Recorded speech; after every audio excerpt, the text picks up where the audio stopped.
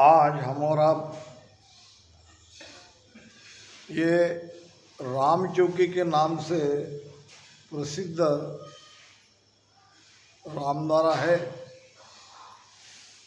जो संत कान्हू जी महाराज ने बनाया था और उनकी तपोभूमि में हम और आप आके सबका दर्शन लाभ भी हो गया और ऐसी पावन जगह पर सत्संग ध्यान सुमिरन करने का ये सौभाग्य प्राप्त हुआ। इनके लिए तो यहाँ के राम स्नेह को मैं बहुत बहुत साधुवाद दूंगा। आइए थोड़ी देर के लिए ज्ञान चर्चा करेंगे। मन मंदिर दिल द्वार का,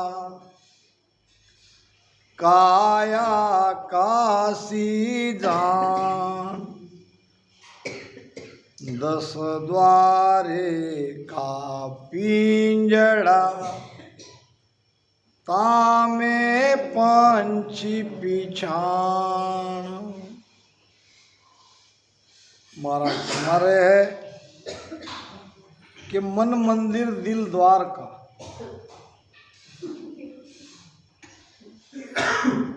ये कोई बाहर नहीं है, सब भीतर ही है। मन के मंदिर में दिल ये द्वार का है और ये काया काशी है। ये जो स्थूल काया 3.5 हाथ की है, यही काशी है और इसमें ये काया रूपी पिंजड़े के 10 द्वार हैं।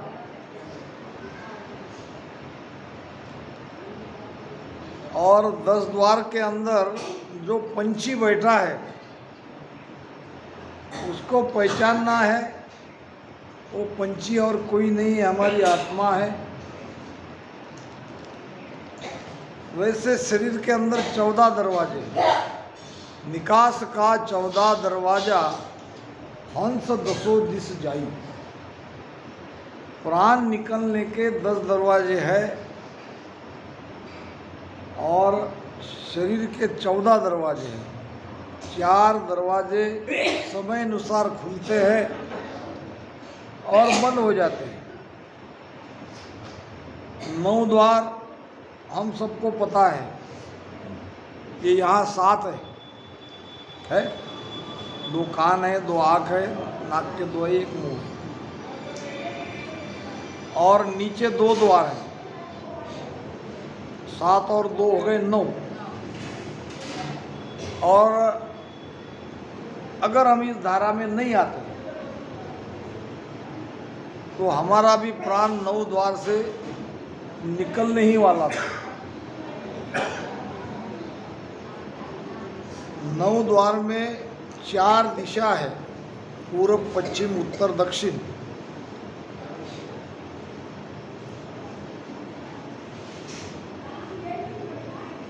इसमें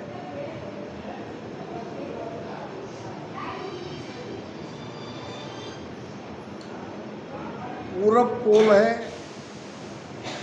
मुख से जिसका प्राण निकलता है। उत्तर पोल है, नाक से प्राण निकलता है जब उत्तर पोल से जाएंगे। और ये आँख से निकला हुआ प्राण पश्चिम पोल से जाता है और जिसका प्राण टट्टी पेशाब के जगह से जाता है वो दक्षिण पोल से जाता है। मृत्यु समय प्राण किस द्वार से जाता है उसके हिसाब से उसको आगे जगह मिलती है। मतलब जिसका प्राण दक्षिण द्वार से निकल गया वो सीधा नरक में चला गया।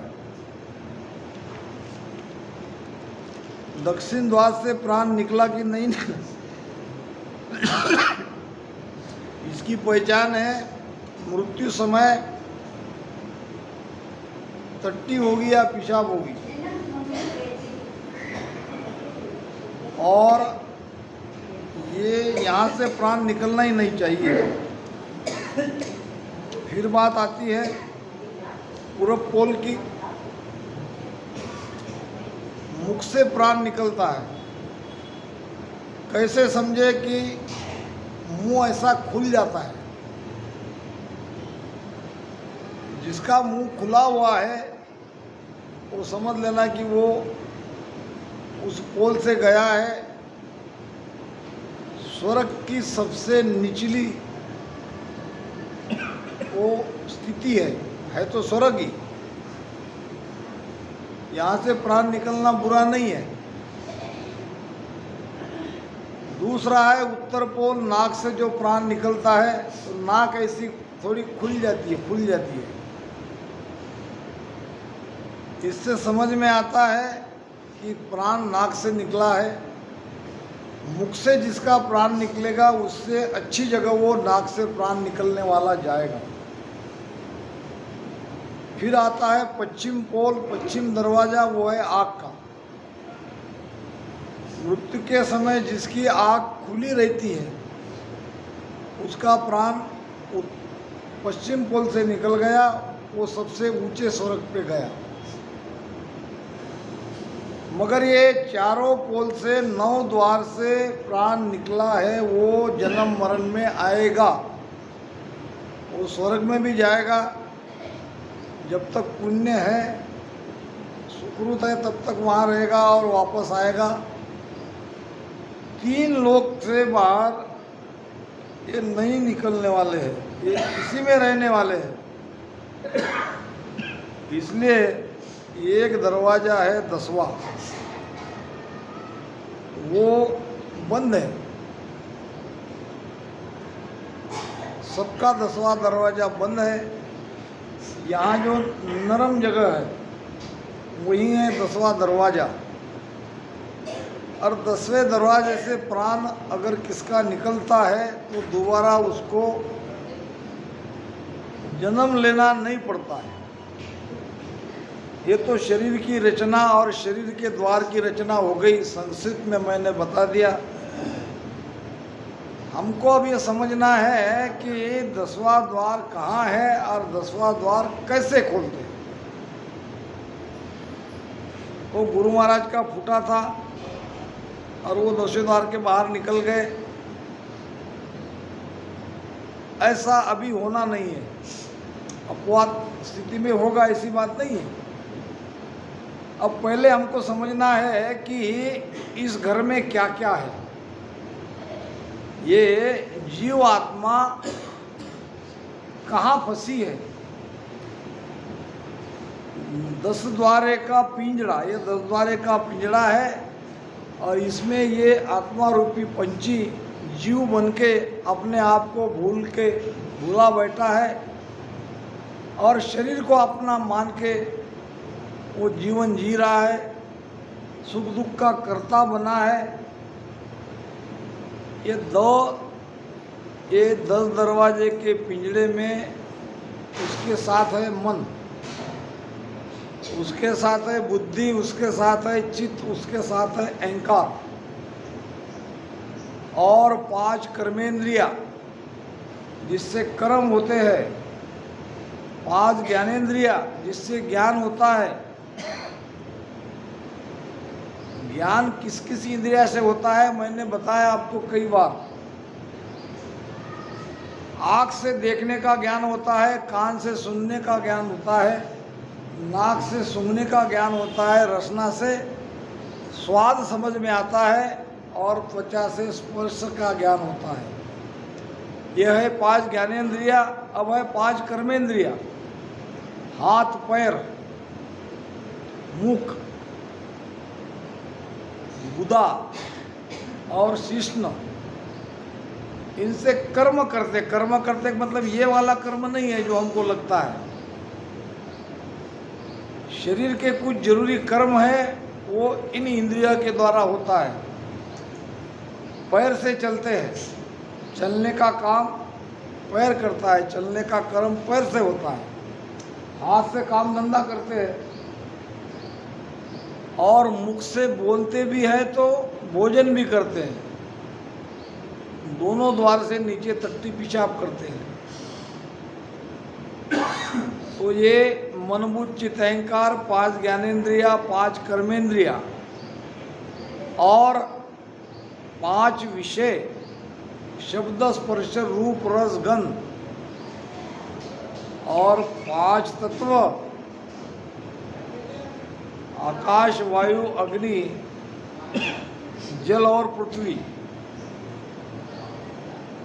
तो ऐसे 24 प्रकृति के साथ ये जीवात्मा शरीर में फंसी है।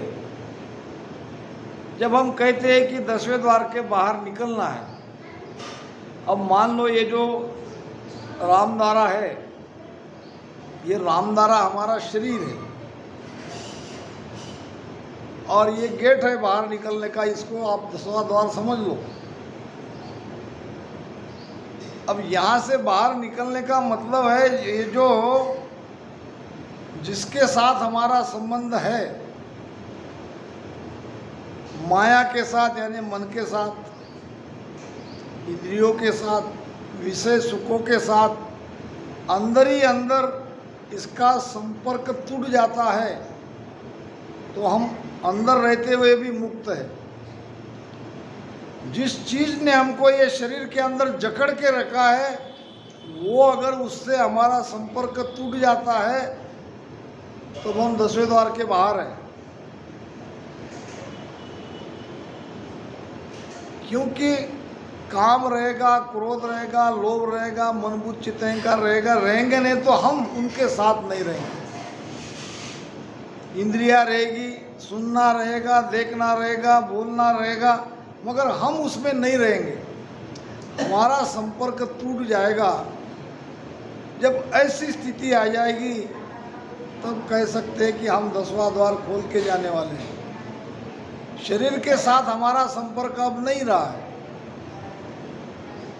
तो इसलिए इसको अच्छी तरह से समझना।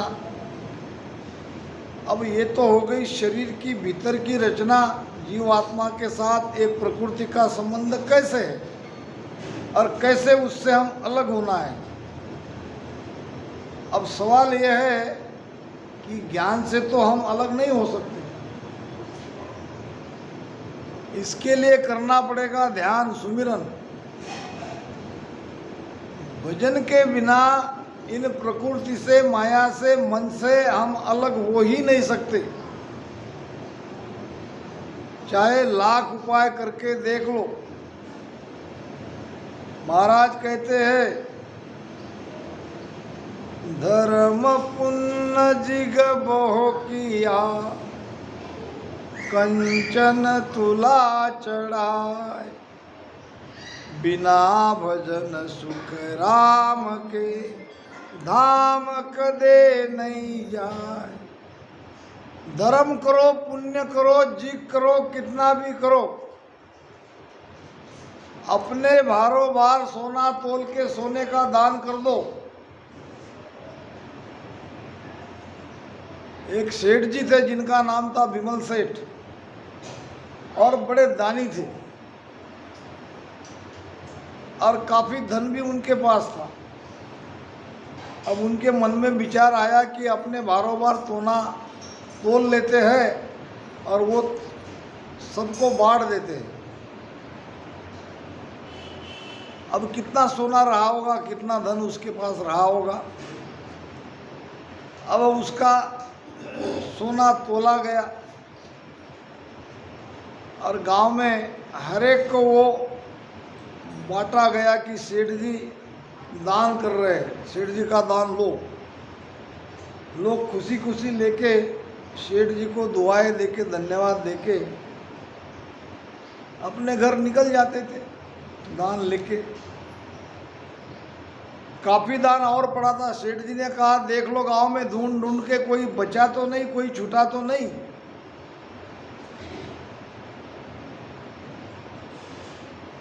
सेवक जाके आए, और कहा सेठ जी केवल एक रह गए, बाकी तो सब ने दान ले लिया।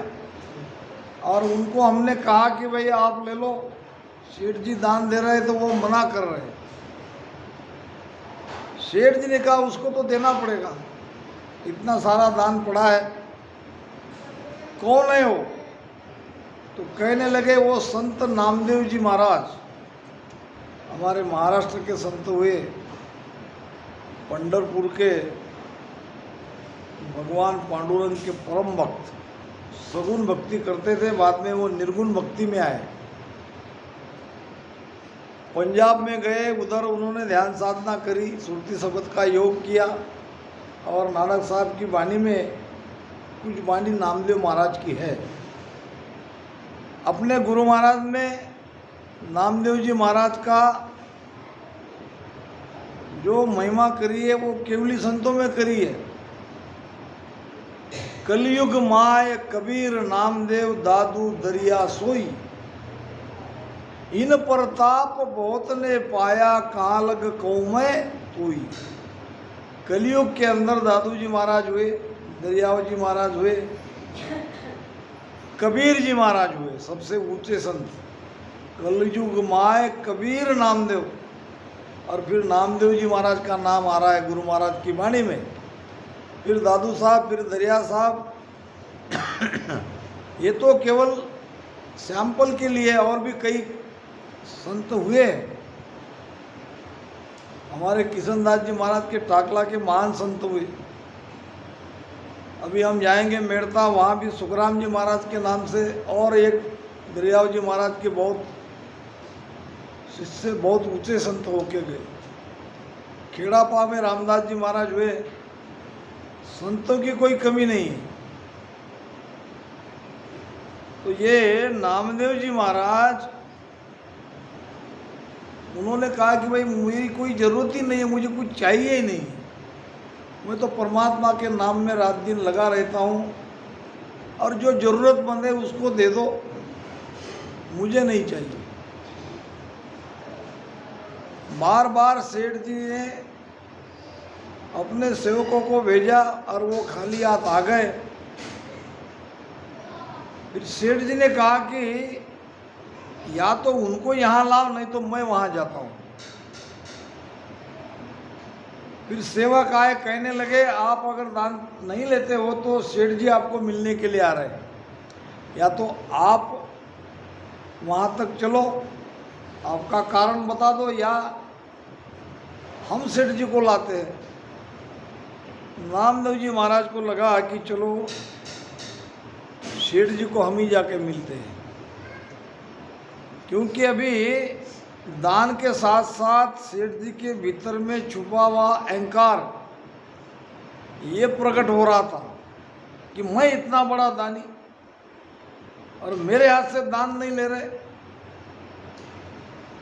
धन की तो हर एक को जरूरत पड़ती है, लेना चाहिए था, मैं तो इसे देकर ही रहूंगा। क्या हुआ? अहंकार हुआ।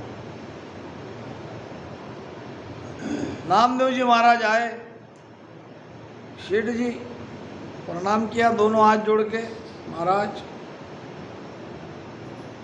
कुछ ना कुछ तो आपको लेना ही पड़ेगा, हम जितना देते हैं वो नहीं लेते हो तो आप कहो उतना हम दे देंगे, मगर दान तो आपको लेना पड़ेगा। नामदेव जी महाराज ने कहा ठीक है, आप नहीं मान रहे हो, कई बार आपके लोग मुझे आग्रह करके निकल गए, तो ठीक है, मेरा तो कोई ऐसी इच्छा नहीं है कि कुछ लूँ मैं आपसे, मगर आप जिद पर अड़े हैं तो तुलसी के पत्ते इतना दान दे दो। सेठ जी ने कहा ये कोई दान ले रहे कि मजाक कर रहे हो? तुलसी के पत्ते का वजन कितना है? अरे थोड़ा मांगो। नहीं नहीं, इतना ही दे दो अगर देना है तो। अब तुलसी के पत्ते पे लिख दिया राम। वो क्या कहते वो? हाँ, तराजू। आप भी तराजू कहते हैं? अरे वाह। तराजू में तुलसी का पत्ता रख दिया। अब सेठ जी तो कोई देख ही नहीं रहे, अब इतने क्या होगा इससे, अब थोड़ा बहुत बटेगा बड़ी मुश्किल से। तो वहाँ सोना रखा, वो तुलसी के पत्ते वाला जो तराजू था वो नीचे ही बैठा था, इधर डालते गए वो ऊपर उठे ही नहीं। जितना सोना था पूरा डाल दिया, वो वहीं के वहीं। नौकर परेशान, सेठ जी को कहा, सेठ जी सोना खत्म, वो जो तराजू है वो ऊपर ही नहीं उठ रहा है। अच्छा, सुबह से जिस जिसको दिया है वो वापस ले लो, उनको कभी दे देंगे, मगर आज तो इनको दे के ही जाएंगे। अहंकार कह रहा था सेठ जी का। सारा दिया हुआ दान और दोबारा लाके डाल दिया, फिर भी वो इतना सा भी ऊपर उठे नहीं। घर में जो कुछ भी धन था, गहने थे, सोना चांदी था, वो भी डाल दिया। अब सेठ जी सोचने लगे जरूर कोई बात है, इतने सा तुलसी का पत्ता और इतना भी ऊपर नहीं आ रहा है। जाके संत नामदेव जी महाराज के चरणों में गिर गए। महाराज जी माफ करिए हमको, हमने आपको पहचाना नहीं। और फिर नामदेव जी महाराज ने उनको माफ भी कर दिया और कहा कि दान आप कर रहे हो, बहुत अच्छी बात है, इसका फल आपको मिलेगा, मगर उसमें अहंकार नहीं लाना चाहिए। किसी भी चीज़ में अहंकार, हम ज्ञान कर रहे हैं, ज्ञान का अहंकार नहीं आना चाहिए। ध्यान कर रहे, ध्यान का अहंकार नहीं आना चाहिए। अहंकार काय का? ज्ञान हमारा कहाँ है? ज्ञान तो महाराज का है। और ध्यान भी करने वाले हम कौन होते हो? श्वासा मालिक की है, शरीर मालिक ने दिया है, जीभ उसकी है, उसी के जीभ से उसी का नाम ले रहे हैं। एक भगत ने परमात्मा को प्रसन्न करने के लिए पूछा कि ये भगवान, मैं तुम्हें क्या दूं जिससे तुम प्रसन्न हो जाओ?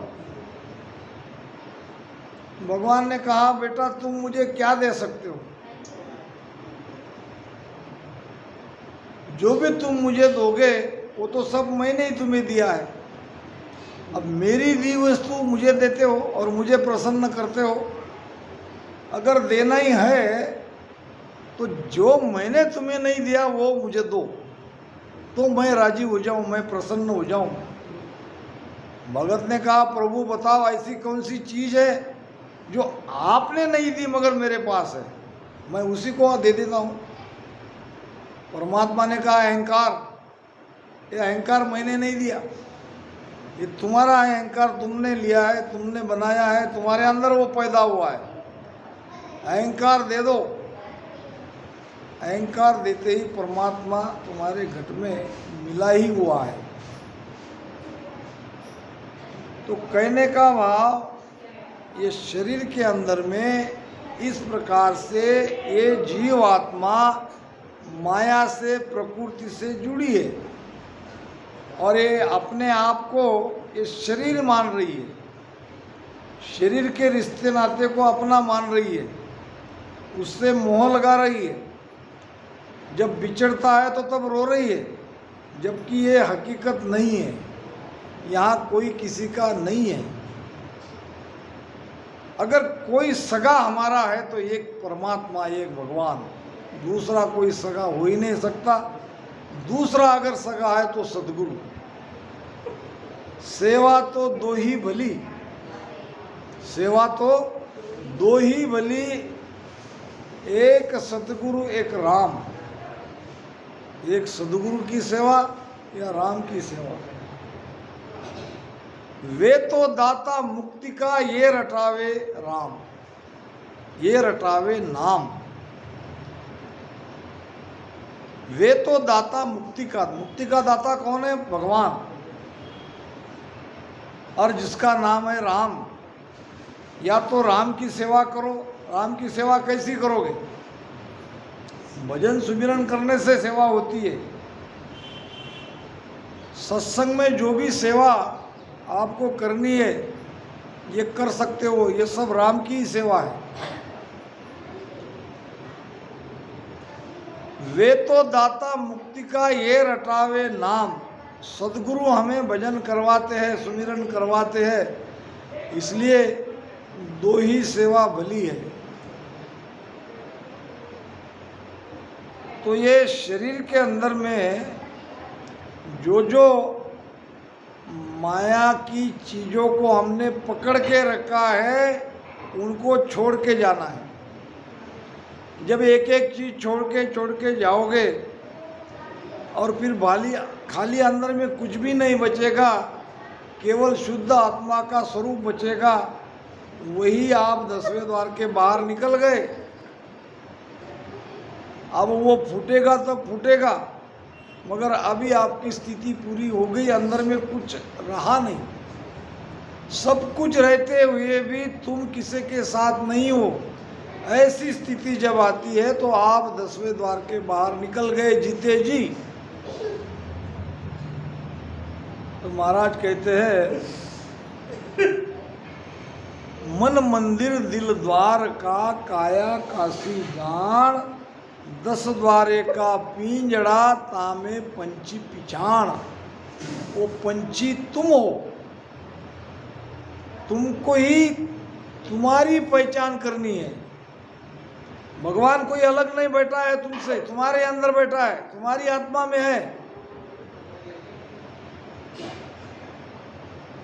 मगर उसको पहचानना पड़ेगा। पहचानने के लिए भेद से प्रेम से सुमिरन करना पड़ेगा।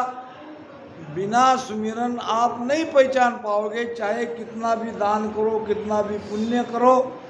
सोने से तराजू में सोना तोल के वो दान दे दो, यज्ञ करो।